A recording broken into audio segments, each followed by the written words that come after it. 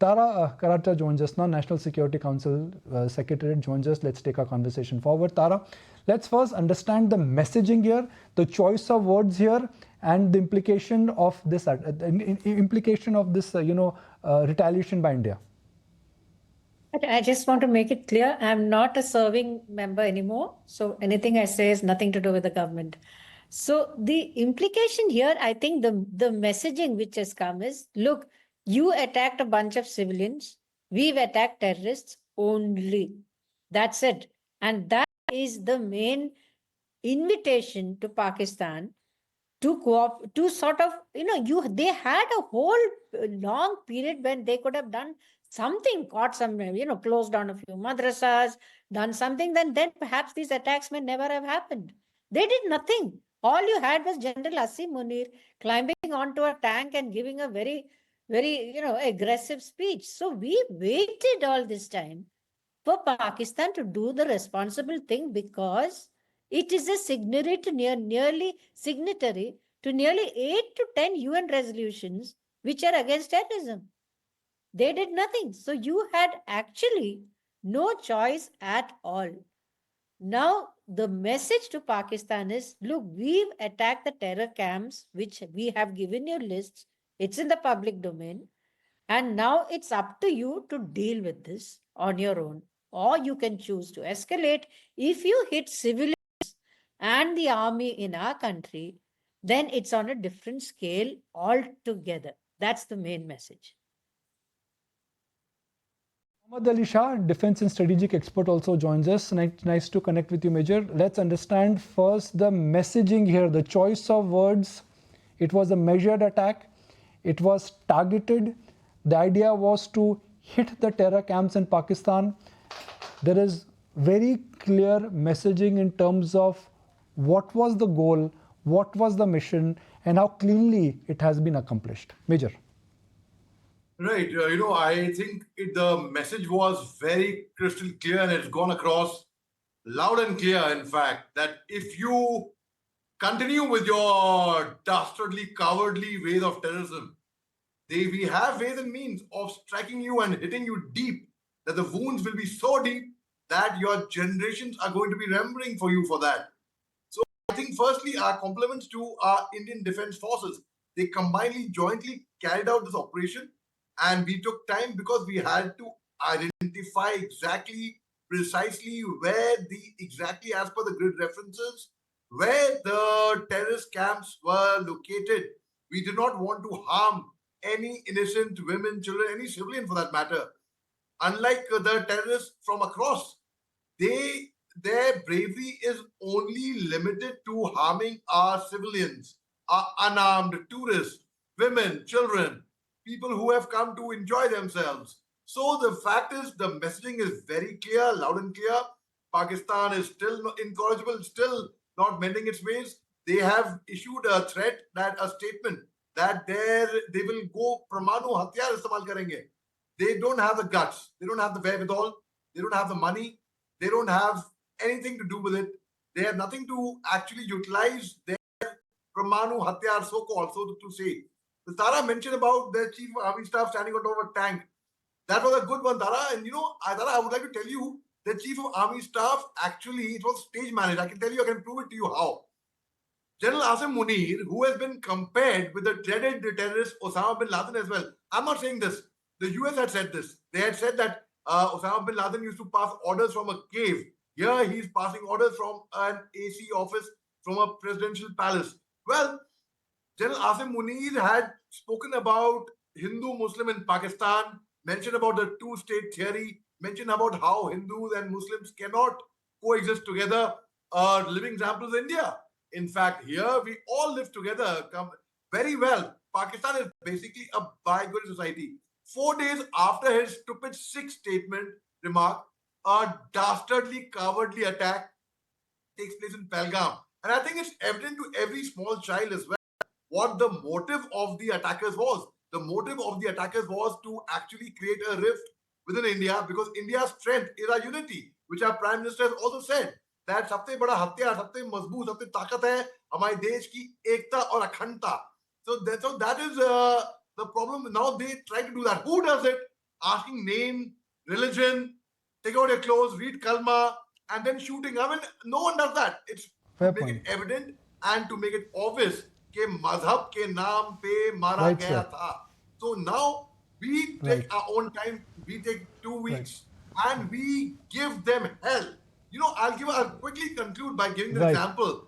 I'll quickly conclude by giving this example. You've seen in a long jump, we take a run up. Right. Major, Of the why just long jump? This is a pole vault. Went beyond the Call of Duty. Major, this is not a long jump. This is a pole vault because you've gone across the border. So I call it a pole vault, not just high jump right now. Okay, I'm coming back to Major right now. No, the example I've given, I mean, try to get the basics in place because our country needed to have faith in our government. Yes, And our yes, government true. said we will give a befitting reply. So people Right. were very impatient. They were shouting war, war. A lot of war mongers I saw, they don't know what war means. Yes. War is a very dastardly, it's a very horrifying thing, actually. Okay. And It- as an army man, I'm never in favor of war. But this time, Pakistan has definitely Major provoked Shah us and Tara, asked for it. I'll have to be slightly, slightly rude here. Not rude, but forgive my interruption here because I've got a very special guest now, former Indian Air Force Chief and Air Chief Marshal, RKS Bhadauria joins us now. What a pleasure, sir, to have you on ET Now. Thank you for joining us. I would just want to start by saying, compliments and Jai Hind to Indian Armed Forces. Now, what we would like to perhaps understand from you that what is the inside story? What has happened, what could happen, and what could happen next? The inside story is what is on the outside. You already know a very strong response to the barbaric act at Pahalgam by the terrorist. The choice of targets, 9 terrorist targets, very carefully chosen, very, very deliberately, with due diligence. And in the press briefing, it became so evident why those were chosen. Everywhere there is history either of training terror infrastructure or terrorists who have executed actions in our land where they were trained, etc., etc. So, choice of targets: 5 in POKJ and 4 in Pakistan, very carefully chosen. The spread of the attack, the depth of attack, the magnitude, again, strong signal to Pakistan, to the terrorist network, that it cannot be business as usual anymore. The zero terrorism is here to stay, and you do act like this, it will be responded very strongly. So overall, I think a very strong display of intent and of putting into action what Honorable Prime Minister said that needs to be done to inflict unimaginable punishment on the terrorists and their backers and supporters. That is exactly what has been done in a very befitting manner. Just a follow-up question for our viewers, if they have to really understand the casualty and how these attacks are planned. I'm sure you've been part of a lot of these, planning a lot of these sort of counter-terrorist attacks. How does one really go about getting the extent of casualty? What is coming next? What exactly was the choice of, if I would say, choice of drones or perhaps missile used? How does a common man really understand that? No, it starts with what you want to do. So once the targets are chosen, then you match it and get the best weapon, looking at the overall situation. So for example, the fact that they've been activated, they are on full alert, all that would have been kept in mind. Standoff weapons, precision because as was covered in the brief, we don't want civilians harmed, we don't want collateral damage. So extreme care taken here in choice of weapons and mode of delivery, and then the delivery platform itself and which service to do. That's how normally it works, and it would have been decided which platform to use and how each service would integrate and come into this overall operation.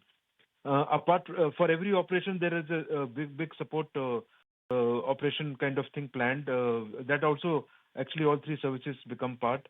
So if there's an Air Force operation, there are other aircraft which are supporting that operation, and there army units which need to be aware, and if it is in the naval area, they would also come in. So a lot of planning goes in with the final intent that the target must be struck effectively. So that is one. And don't forget, they were on full alert, completely deployed, and therefore it is not easy that you choose 9 targets and strike each one and score hits successfully on each one and destroy all the 9. So that is really great work done by our defense forces.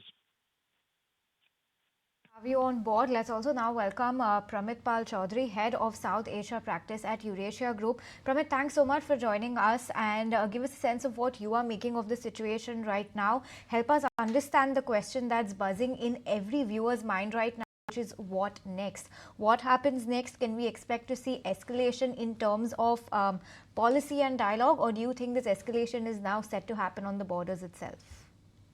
Well, I think we'll see some escalation, if you wish, in the sense that we're already seeing artillery fire, small arms fire, increasing mortar attacks along the border. That would be sort of expected, not a matter of concern militarily. India has far greater superiority in terms of firepower along the border. We wait to see whether there will be another Pakistani response, airborne or otherwise. I have my doubts. I have a suspicion that Pakistan will probably try to bring this to a close as quickly as possible. They will claim, as they have already done, that they have shot down some Indian fighter aircraft, and that will be victory enough as far as they are concerned. After that, I don't see much happening on the military front. What we will see, and I think will continue from India, and this may continue for as much as 1 more year, if not longer, is on the waterfront. India will not, in my view, return to the Indus Waters Treaty. It will continue to block or channel water away from the Chenab and the Indus. Right now, it's experimental because there's too much water right now for us to handle because of glacial melt. The real damage can be done in the springtime, in the winter, when there is shortage of rainfall. But you'll have already noticed that the Indus Water Commission of the Pakistan government issued a few days a warning that the Chenab was down by 21%, and this was now potentially endangering the early Kharif crop. That element of the pressure from India will continue, in my view, irrespective of what happens on the military front. Coming to you, actually, when you had the officials address the press, they were very categorical. They said that the strikes are non-escalatory in the nature, but they did actually say that India stands ready to respond in case of any sort of reprisals coming in from Pakistan's side.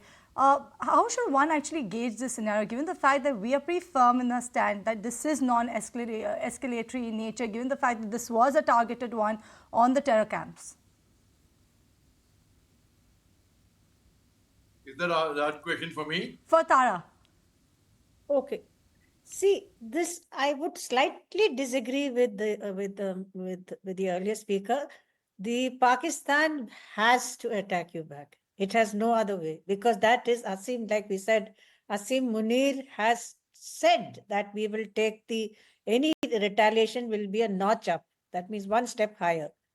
So he may or may not do that, but if he doesn't attack, then he will be jailed, and that will be the end of him. You know, it will be another Faiz Hamid exercise. So he has to do something. So we have to brace ourselves for that attack. Number 2 is, this long gap was not because we didn't know where the terrorist camps were. Everybody knows. It was all spotted. I mean, the coordinates were there, and we knew for years exactly, like the briefing said. They said this attack was associated with, with this particular camp. We knew, all this is known. And it was, as the Foreign Secretary also said, we shared it with the UN committees. But here, if you notice, the problem is, if you look at most of these UN committees, they've stopped talking about Kashmir or the Indian problem. It's really strange. I mean, it's like as if Pakistan is a, God bless you state which has never done anything wrong. So somewhere our ability to project this country as it is, as a total devil to live with. I'm sorry, I'm using very strong language, but it's terrible for us and it's terrible for the poor Afghans. So right now, what we would hope I mean, that's a very big hope, is that Pakistan should use this opportunity to work with India against terrorism, which it says itself, it's the largest, one of the worst, terrorism affected countries in the world. What prevents you from working with us? We'll end terrorism across the subcontinent. If you're serious, start doing something. If you're not serious, face the consequences. And Major, we'll come to you now. Just want to get a follow-up on that view now that the view is largely that Pakistan is expected to retaliate. Do you think there is going to be a change in India's policy of no first use? That's a doctrine that we've had when it comes to our weaponry. Now that we are expecting some sort of escalation at least, do you think this strategy could be reviewed and maybe modified to fit the circumstance right now? Right. That's a very good question. Coming to what Tara left out. She said otherwise General Asim Munir would be jailed. And I think she's right. But let me tell you, ma'am, he is going to be jailed, whether he strikes back or not, because no Chief of Army Staff of Pakistan has got out from there scot-free. It's a crown of thorns. Now, and the same thing is with the Prime Ministers. In fact, you start from 1951. Liaquat Ali Khan, the first Prime Minister of Pakistan, he was assassinated. You take a history down there, you take Zulfikar Ali Bhutto, who was brought in by the Pakistani military, by General Ayub Khan. And later on, the Pakistani military only had to kill him, had to hang him through a high court order by military means. You see Nawaz Sharif, who was the finance minister of Pakistan in 1983 of Punjab province. He was brought in by General Ziaul Haq. And General Ziaul Haq was also assassinated, by the way, in a military aircraft when he was going with the American delegation. The mystery of the exploding mangoes. You see, General Bajwa, he had to leave Pakistan also. Though General Bajwa and Imran Khan was General Bajwa's man. So the fact is, the Prime Minister and the Chief of Pakistan, Chief Armies of Pakistan, they ultimately get into trouble, and it is a crown of thorns that they wear. So if they do a retaliatory act, which I doubt they have the guts, which many people are anticipating. Let us see. But they have also threatened of a nuclear attack, which they will never in their dreams have the guts. It's not that easy to go nuclear. Bilawal Bhutto Zardari gave out threats. He did a lot of jingoism, that either there'll be blood flowing or the water will flow and such things. The very next day, he sent his family out to Canada. Their generals and the ministers have been sending their family abroad. When a ship is sinking, the first thing, the rats come out and they jump from the ship to save themselves.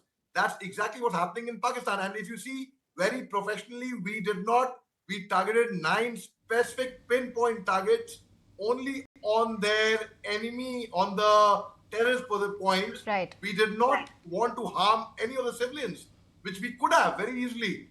We could have fired, there is something called a burst fire, something called a single-digit fire. Absolutely correct, yes. Apologies for the interruption. We're just facing a little paucity of time, but appreciate all our esteemed guests joining us, Mr. Bhadauria, as well as Major, as well as Tara, everybody else for joining us as well. Thank you so much for joining us and giving us a very holistic view on the press conference that we've heard right now, and helping us make sense of the kind of escalation that we are seeing in the border between us and Pakistan. If you like this video, then like, share and subscribe to ET Now.